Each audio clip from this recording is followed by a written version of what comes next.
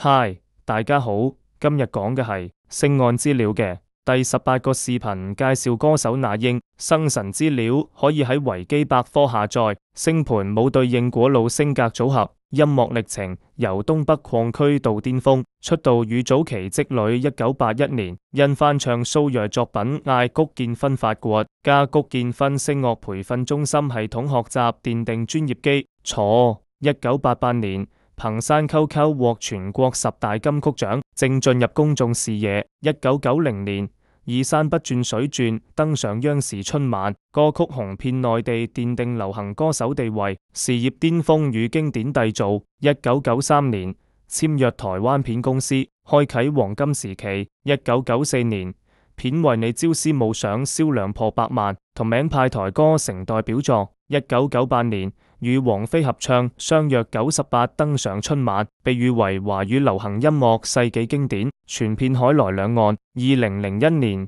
憑《心酸的浪漫》奪得台灣金曲獎最佳國語女演唱人，成第一位獲此殊榮嘅內地歌手。片中征服一笑而過，等到至今為 KTV 熱門曲目，累計專輯銷量超2300萬張。跨界影響綜藝舞台嘅犀利導師，2012年起擔任中國好聲4季導師，以犀利點評與專業眼光備受關心，先後培養梁博、張碧晨等實冠軍成員。節目中嘅點評瞬間成為綜藝經典。個人生活、情感線與家庭歸宿與高峰嘅10年戀情，曾與足球運動員高峰果相戀10年，育有一子。高興後因故分手。與孟彤嘅婚姻，2006年與孟彤結婚之後生活低調幸福。近年重心轉向家庭，從錄音帶時代到數字音樂時代，那英音樂生涯貫穿內地流行樂發展史。其作品唔單止係音樂典範，更加成為時代集體記憶嘅縮影，以直率真性情書寫華語樂壇都復古嘅傳奇。星案將每個喺 YouTube、Facebook 同 Res 更新，歡迎有興趣嘅朋友觀看。那英嘅視頻就講到嚟到，多謝大家嘅收看。